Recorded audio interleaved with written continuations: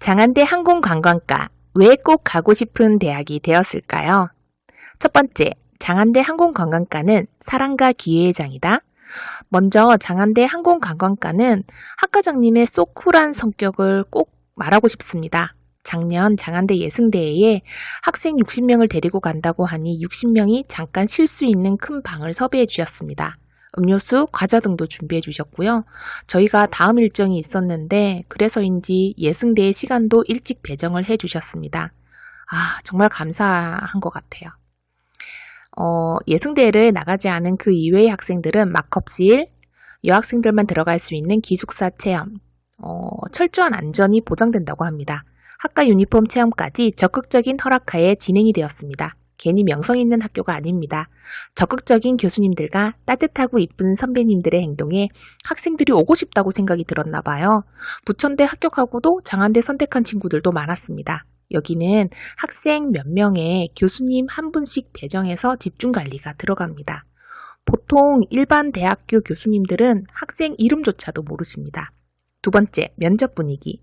면접 대기하면서 앞에서 음료수와 핫팩 등 긴장과 추위에 지원자들이 긴장을 많이 하고 있어요. 덜 긴장하도록 배려해 주십니다. 장안대는 시간대가 정해져 있는데 먼저 가서 미리 면접을 보고 싶으면 원래 시간대 학생들이 면접을 다 본 후 바로 면접을 볼 수 있다고 합니다.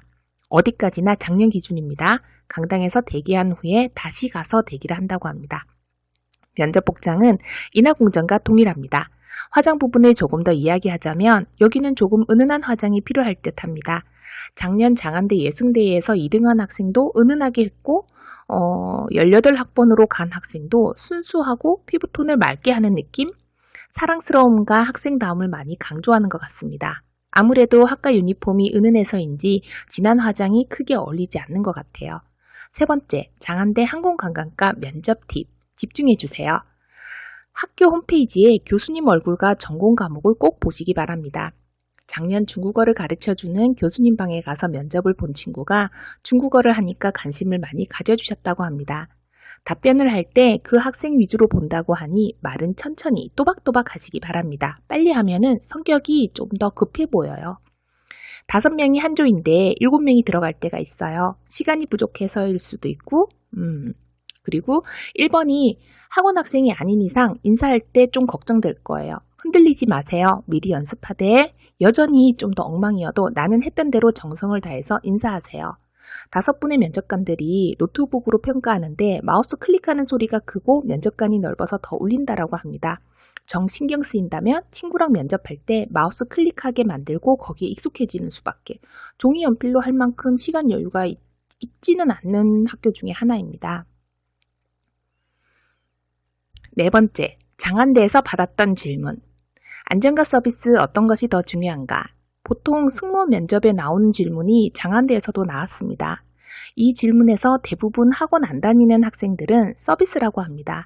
왠지 승무원은 서비스를 맡고 파일럿과 항공 정비하는 분이 안전을 책임지는 게 아닌가라고 생각을 하는 것 같습니다.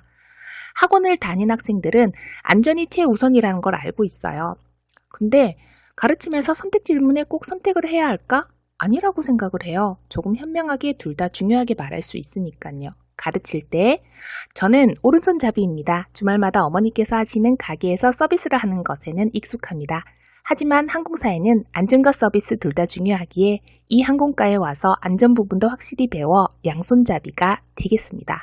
이렇게 가르치니 학생들이 응용을 하더라고요.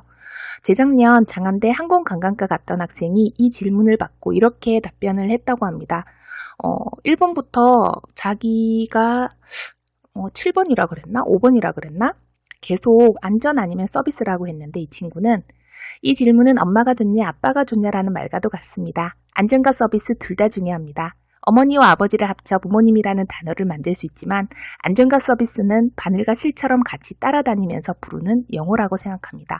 학과장님이 흐뭇하게 보셨습니다. 5번째, 참 많이 나오는 질문 예시. 입학 후 학업 계획, 올해가 가기 전에 이루고 싶은 것, 장안대 어떻게 알게 되었는지와 본 느낌, 솔직히 말하기.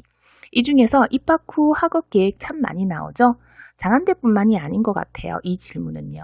대부분 이 질문 들어보면 대답이 동아리를 들어가겠다, 영어 공부 혹은 중국어 공부를 하겠다 등등이 나오는데 만약 그냥 영어를 하겠다라고 이야기를 하면 신빙성이 떨어집니다. 학교 내에서 하는 토익을 몇 점까지 올리겠다. 해외 인턴이든 교환학생이든 학교와 연계하는 것을 찾아서 공부를 한다고 해주세요. 그런데 위의 이야기는 대부분의 지원자들이 하는 이야기니 저라면 조금 다른 이야기, 차별되는 이야기를 할 것 같아요. 요즘 추세인 유튜브 이야기든 조금 남들과 하지 않는 답변을 할 것 같습니다. 여기는 답변을 하는 학생들 위주로 쳐다봐 주신다라는 제보하에 답변에 조금 충실하자면 예시는 이렇게 될 것 같아요. 한번 들어보세요.